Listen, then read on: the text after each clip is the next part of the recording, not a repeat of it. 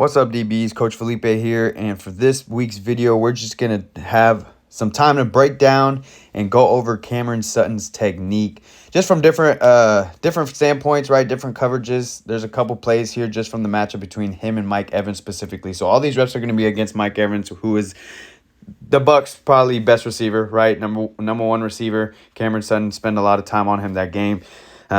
We got a couple clips here, so just talking through it. Hopefully we can learn something out of this, right? The mistakes, the good things he does do that maybe you guys don't, right? Pick up on a pro's game so that way we can elevate ours. So with this first clip, each clip I'm going to play it full speed through and then we'll talk through it. So here's the first one.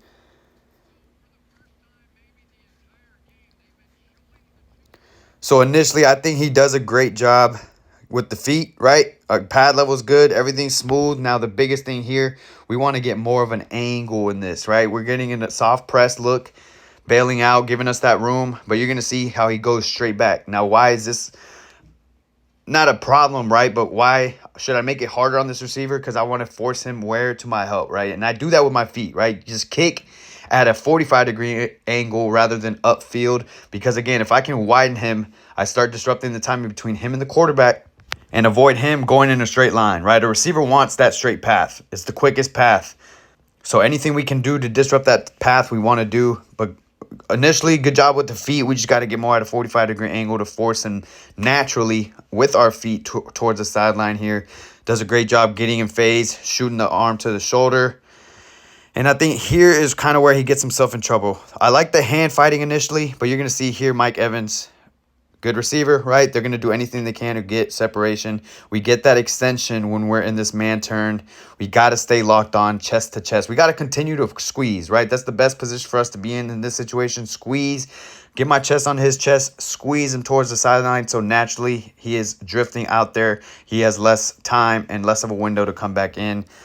And I think part of it here, when we man turn, we got to be quick with our eyes. If I don't see that ball being located behind this receiver or for a back shoulder, I got to snap my head around, get into my zone turn. He takes a little bit longer than he should have, and then we lose him. Receiver stacks us. Once we get stacked, that's very hard to recover from.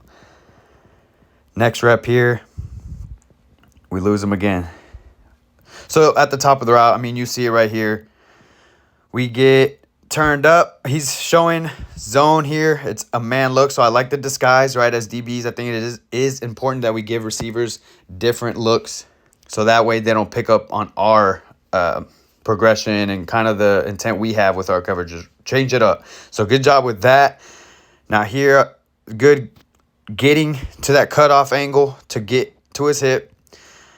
We get our hand on, but we miss, right? We're not in phase at this point, right? We whiffed, and he decides to still look back. If I whiff like this, I'm not in phase. I got to continue to fight to squeeze this hip, get in phase. Again, in phase is at least I can get a palm on this receiver here.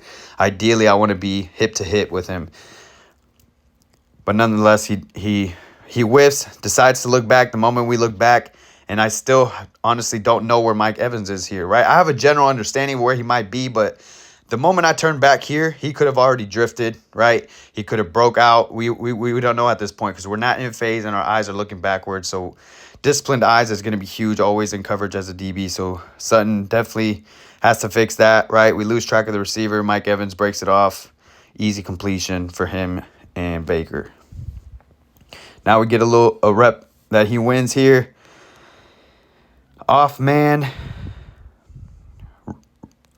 Off man, we're reading the quarterback here. I'm guessing it's a 3rd and short situation. He scooches back, acknowledges the vertical release here, but obviously doesn't tempo back, right? He's matching this receiver's release and probably understanding the situation, and reading the quarterback, right, for 3-step. I get 3-step.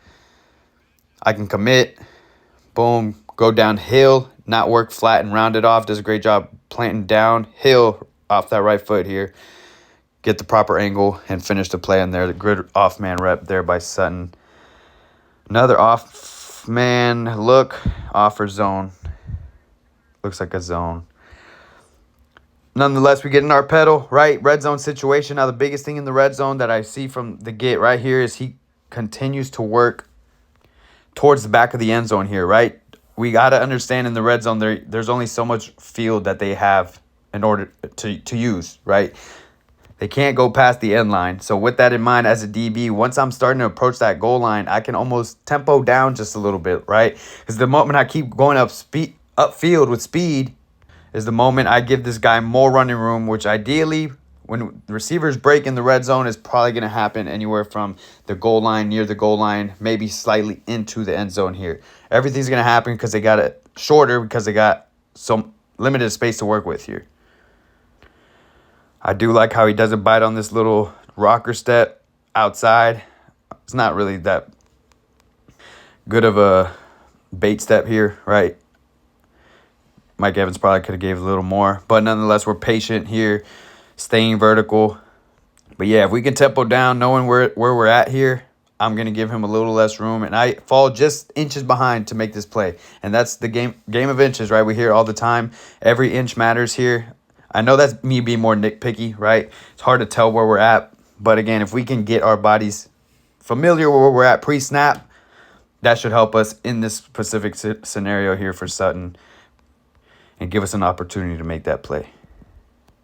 That's it for today's video. If y'all want more film breakdowns like this between a certain duo, go ahead and comment that, right? I'm going to try to get film up. I'm going to try to find that film if I can, right? I at least like going over 3 different clips, whether it's an off man, soft press, zone. We kind of got a little bit of everything here with Mike Evans versus Cam Sutton. But y'all stay tuned in for next week's video. As always, stay blessed, keep grinding.